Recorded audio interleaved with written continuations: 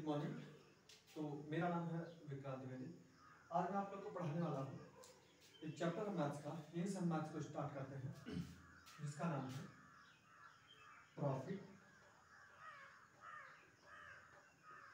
And loss, लाभ व हानि।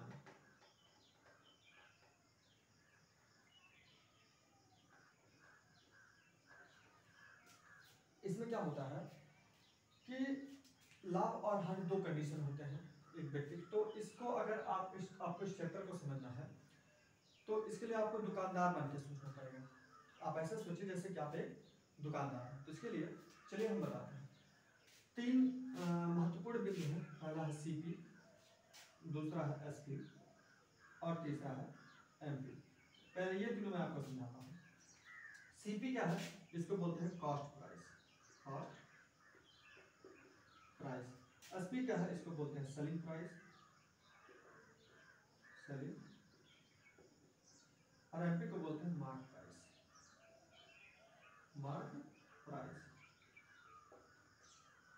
इसको बोलते हैं लागत मूल्य,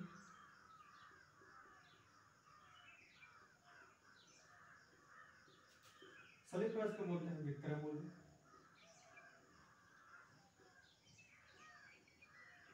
और मार्क प्राइस को बोलते हैं अंकित मूल्य, अंकित मूल्य। इन्हीं लागत मूल्य के अन्य भी कई नाम हैं। जैसे लागत मूल्य को भी हम क्या बोलते हैं? क्रय मूल्य भी बोल सकते हैं। और ये क्या होता है? कॉस्ट प्राइस होता क्या है? कॉस्ट प्राइस का मतलब होता है कि आपके जेब से जितना भी पैसा खर्चा हुआ, आपके जेब से जितना भी पैसा खर्चा हुआ उसी को बोलते हैं कॉस्ट प्राइस। और सेलिंग प्राइस, जितने में आप किसी वस्तु को बेचते हैं उसको आप बोल सकते हैं सेलिंग प्राइस। और मार्क प्राइस क्या होता है कि जितना उस वस्तु पे मूल्य अंकित रहता है, जितना उस वस्तु पे लिखा रहता है दाम उस वस्तु का, उसी को बोलते हैं मार्क प्राइस। तो चलिए इसको थोड़ा डिटेल में समझाते हैं। हमने कहा कि आपको अगर इस चैप्टर को समझना है तो इसके लिए आपको एक दुकानदार बन के सोचना पड़ेगा। क्यों? क्योंकि दुकानदार का दिखाता तो वो दुकानदार ये भी दिखाता है कि उसका लॉस हुआ है, लेकिन दुकानदार का प्रॉफिट होता। तो कहने का मतलब ये है कि दुकानदार ही एक ऐसा पर्सन है जिसका प्रॉफिट और लॉस दोनों होता है। ठीक है, तो चलिए इसको हम आपको समझाते हैं। चलिए अब हम समझाते हैं इसको कि मान लीजिए आप जो है किसी वस्तु को खरीद रहे हैं। किसी वस्तु को खरीदने के लिए जैसे हम यहाँ बस्ती में रहते हैं और हम किसी सामान को लेने के लिए कहाँ गए? गोरखपुर गए।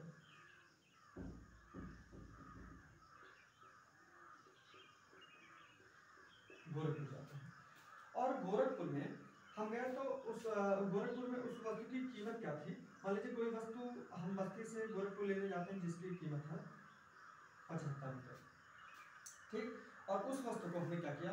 वहां से परचेज किया और उसको लेकर के घर पे आए।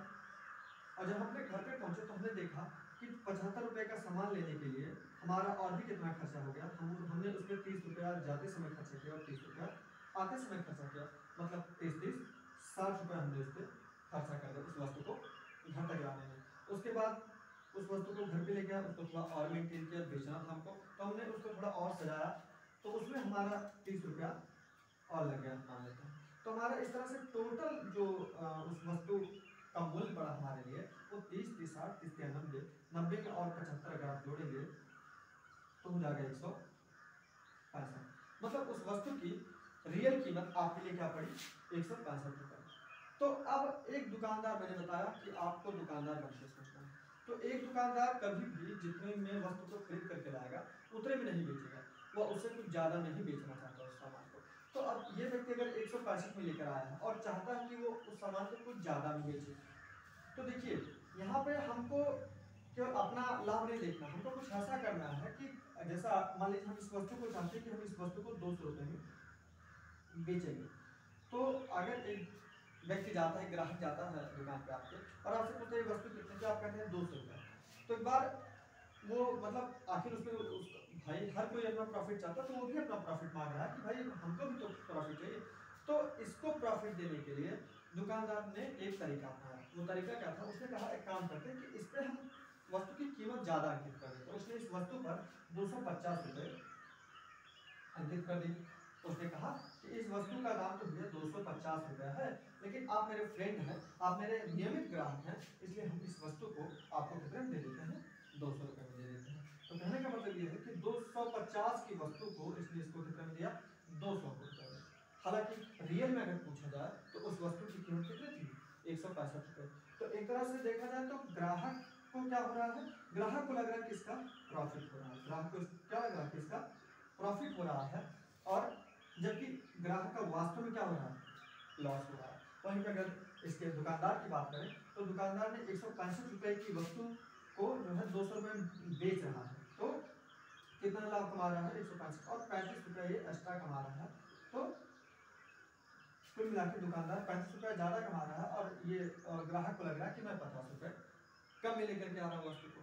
तो इस तरह से दोनों का प्रॉफिट हो गया, ग्राहक भी खुश हो गया और ये ग्राहक और ये दुकानदार भी खुश हो गया। तो कहने का मतलब ये है कि एक सौदे में दोनों लोग की संतुष्टि बहुत जरूरी है। तो दुकानदार ने बुद्धिमानी से क्या किया, ग्राहक को संतुष्ट कर दिया और खुद भी संतुष्ट हो गया, क्योंकि उसको उसके कितने रुपए ज़्यादा मिल गए हैं, 35 रुपये ज़्यादा मिल गया है। अब सीधी सी बात ये समझ लीजिए कि विक्रय मूल्य और कॉस्ट प्राइस और मार्क प्राइस, इनमें रिलेशन क्या होता है। हम आपको बताते हैं कि अभी मैंने आपको एग्जांपल से समझा कि आपको वस्तु पड़ी कितने की, 165 रुपये की, आपने उसको बेचा कितने में, 200 रुपये का, आपने उससे अंकित कितना किया था, 250 रुपये, ठीक है। तो आपका प्रॉफिट कितने का हुआ, 165 से 200 रुपये, मतलब 35 रुपये का लाभ हुआ दुकानदार को, ठीक है। और यहीं पे ग्राहक को लग रहा है कि 50 रुपये उसको प्रॉफिट हुआ है, ठीक है। तो यही होता है सीपी, एसपी और एमपी। अब कुछ रिलेशन होते हैं सीपी और एसपी में, उसको हम यहाँ पे क्लियर करते हैं। सीपी और एसपी में 3 रिलेशन होते हैं, सीपी और एसपी में 3 रिलेशन होते हैं।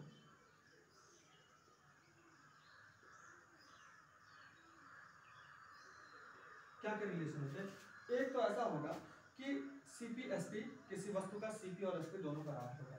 मतलब कि आप किसी वस्तु को खरीदने जाते हैं, उस वस्तु का लागत मूल्य भी 165 रुपये था, और आप उसको लेकर के चले आए कितने में, 165 रुपये में। तो ऐसे कंडीशन में क्या होगा, no profit and no loss, ना प्रॉफिट होगा ना लॉस होगा। और एक जगह होता है कि एसपी बड़ा होता है। सोचिए एसपी बड़ा है, मतलब कि आपने 165 रुपये की वस्तु को कितने बेच दिया था, 200 रुपये में, तो आपका यहाँ पे क्या हुआ, प्रॉफिट हुआ। तो एक कंडीशन ऐसा होता है कि जिसमें क्या होता है, एसपी बड़ा होता है सीपी से, मतलब अगर इसमें प्रॉफिट की बात करें तो प्रॉफिट इक्वल टू होता है एसपी में से हम सीपी को आराम से घटा सकते हैं, क्योंकि एसपी बड़ा है और सीपी को उसमें से घटा देंगे तो हमारा प्रॉफिट निकल आएगा। तो यहाँ पे तो हमारा प्रॉफिट निकला, लेकिन अगर यहीं पे एसपी छोटा हो, मतलब सेलिंग प्राइस छोटा होता है सीपी से, अगर सेलिंग प्राइस सीपी से छोटा है, तो कहने का मतलब ये है कि आप 165 रुपये की वस्तु लेकर के आते हैं और उसको आप बेच देते हैं 130 रुपये में, तो यहाँ पे आपका क्या हो रहा है, यहाँ पे आपका लॉस हो रहा है। आपने जितने की वस्तु को खरीदा था उतने में आप उस वस्तु को नहीं बेच सके, मतलब कि आपका यहाँ पे मिला के 35 रुपये का लॉस कर दिया। कहने का मतलब ये है कि जितने की वस्तु थी उतने में भी नहीं बिकी, तो यहाँ पे क्या होगा, यहाँ पे आपका लॉस हो गया ऐसे कंडीशन में। तो यहाँ पे हो जाएगा लॉस इक्वल टू हो जाएगा, अब देखिए जब सीपी बड़ा है, क्योंकि सीपी ज्यादा था आपने उसको कम में बेचा, तो सीपी यहाँ पे हो जाएगा सीपी माइनस एसपी। ये 3 रिलेशन होते हैं सीपी और एसपी में।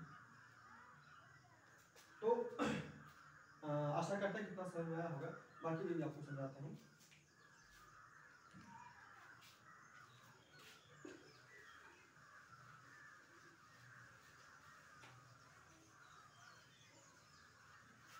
ये तो सिंपल मैंने आपको बताया कि प्रॉफिट और लॉस क्या होता है। अब हम आपको बताएंगे प्रॉफिट परसेंट और लॉस परसेंट कैसे निकालते हैं। तो जैसे आप एक चीज जानते हैं, प्रॉफिट और लॉस दोनों हमें किस पर होता है, दोनों हमें सीपी पर होता है। जैसे मान लीजिए आपने 165 रुपये का वस्तु खरीदा, उसे 200 रुपये में बेच दिया, तो आपका क्या हो गया, प्रॉफिट हो गया, कितने का, 35 रुपये का, मतलब 165 रुपये से 35 रुपये ज़्यादा आपको मिल गया है। तो यहाँ पे ये सीपी यही था और ये एसपी ये था। वहीं 165 रुपये की वस्तु को आपने कितने बेच लिया, 130 रुपये में बेच लिया, तो यहाँ पे क्या हो रहा है आपका ₹35 का क्या हो रहा है, लॉस हो रहा है। तो अगर यहाँ पे ₹35 का लॉस हो रहा है तो हम ये देख रहे हैं कि कहाँ से हो रहा है, यहीं से तो हो रहा है। ₹165 का लाए थे, इसी से हमने कम में बेच दिया, मतलब यहाँ पे भी बेस क्या रहेगा, इसका कॉस्ट प्राइस ही इसका बेस रहेगा। तो चलिए अब कुछ क्वेश्चन इस पर हम लगाते हैं।